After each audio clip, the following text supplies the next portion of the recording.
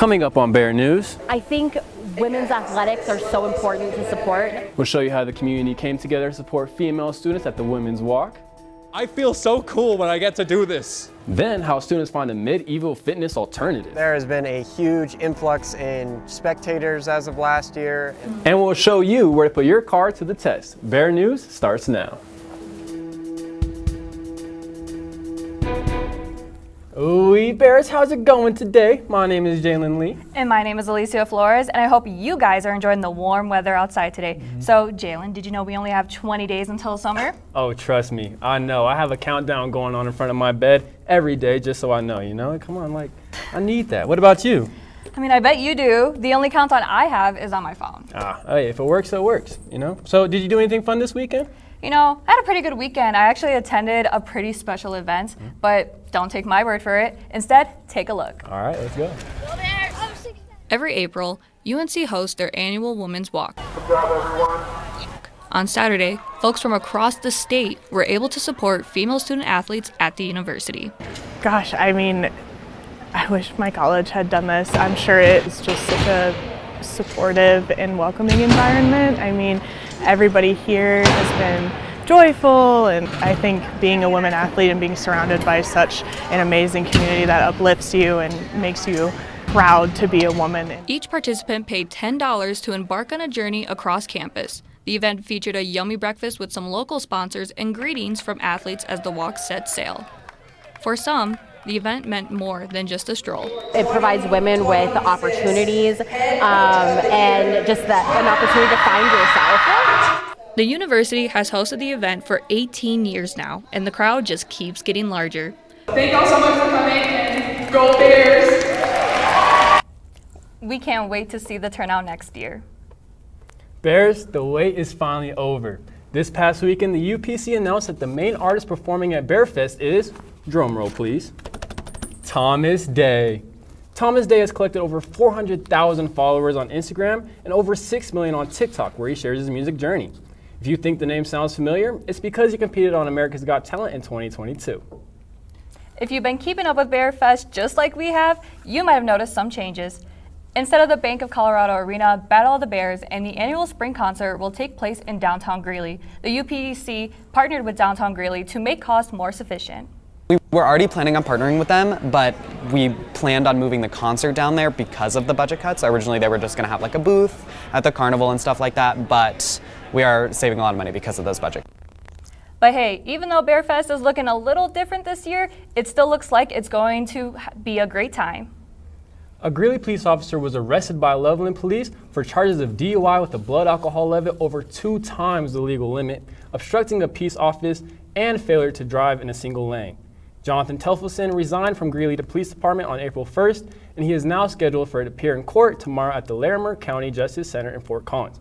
While this incident raises concerns for the Greeley Police Department, teachers around the country are facing their own challenges.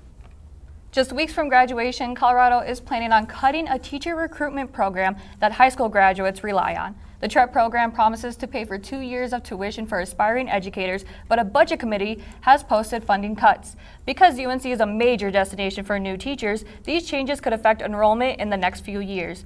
We reached out to students getting degrees with a teaching focus for what they thought about the proposed change. Education is already looked at like it's a very low-paying profession. Like everyone tells you, oh, you're not going to get paid a lot, and like this is just like I think another build-up showing educators don't get paid. That's not the only change here in Greeley. There has been a small change in your favorite coffee spot that you may not have noticed, but the workers certainly do.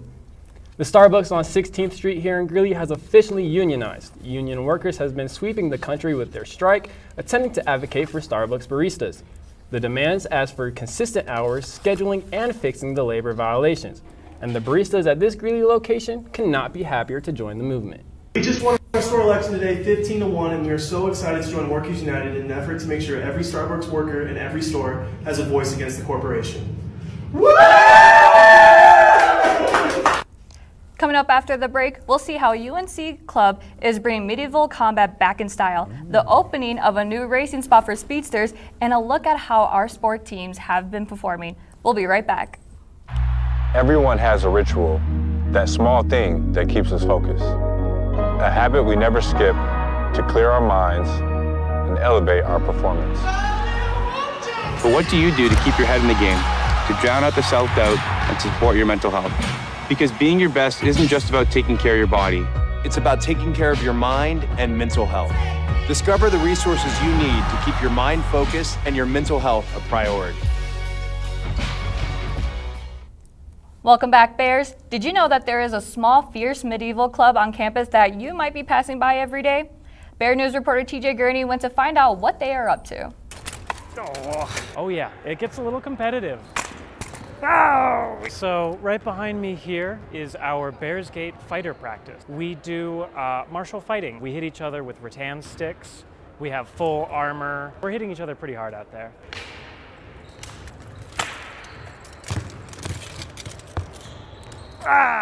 The adrenaline starts pumping, like you've got your helmet on, you can't really breathe all too well, and you're just huffing and puffing and just thinking about what you can do better next time. I really like heavy fighting. Let go of me! Let go!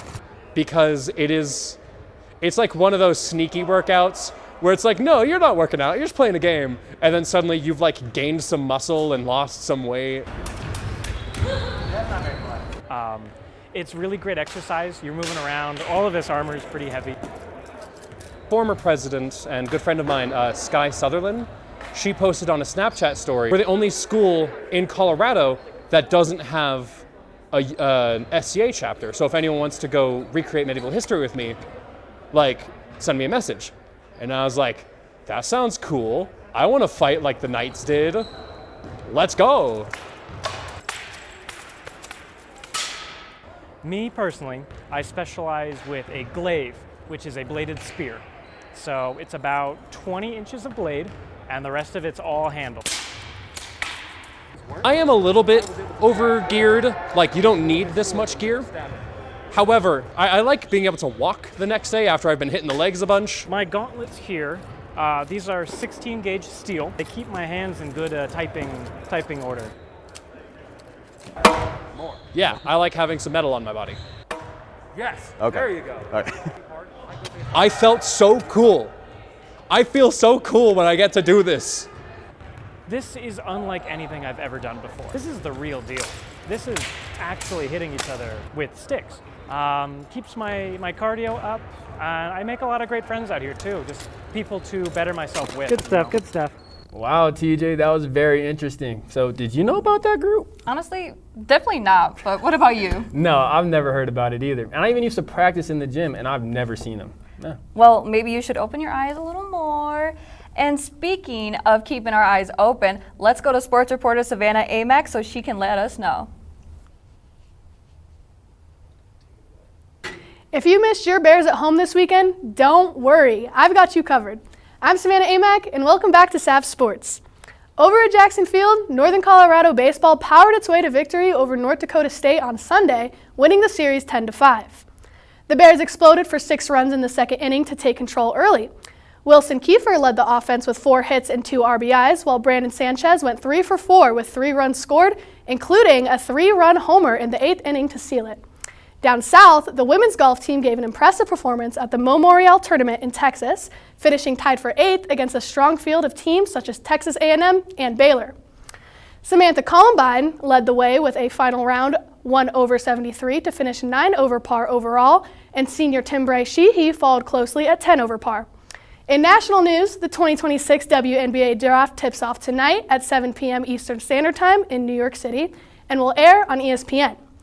Last year, UConn star Paige Beckers was drafted to the Dallas Wings as the #1 overall pick, and history could repeat itself as fellow UConn standout Ozzie Fudd is widely projected as the top player for this year's class. The Dallas Wings hold the first pick again this year, raising the possibility that Beckers and Fudd could reunite as teammates at the professional level. Another big one to watch is Lauren Betts, a name you may already recognize. The Colorado native attended Grandview High School just about an hour south from UNC. Now a standout center, graduating from UCLA, Betts has developed a dominant presence in the paint and is projected to be a top 5 pick in this year's draft. Now, looking ahead for your Bears, softball hits the road for a weekend series against Portland State, while baseball travels to Minnesota to take on St. Thomas. Men's golf is set to compete at Long Island University in New York, and women's golf gears up for Big Sky Conference play heading into next week. As always, go Bears! Back to you, Alicia and Jalen.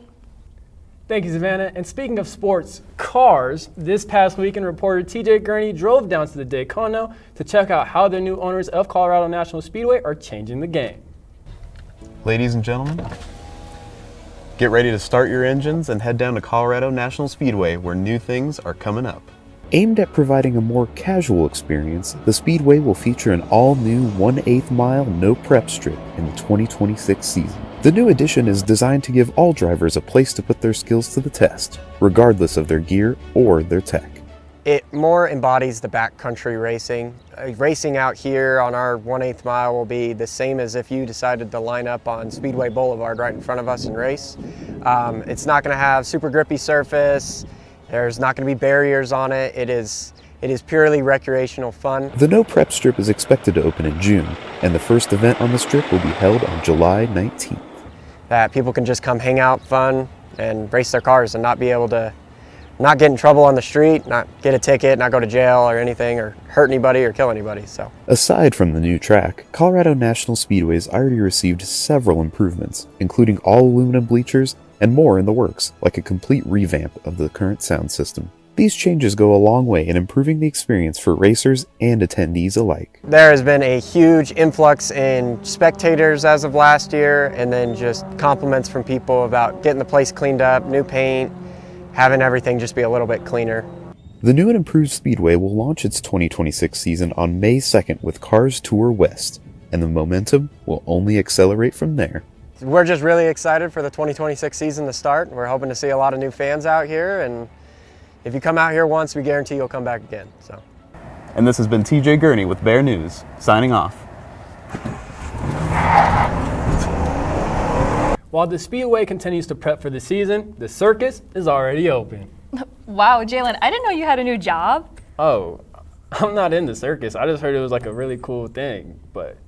Well, whatever you say. Anyways, let's see what Bear News reporter Maya Oakley found out about it.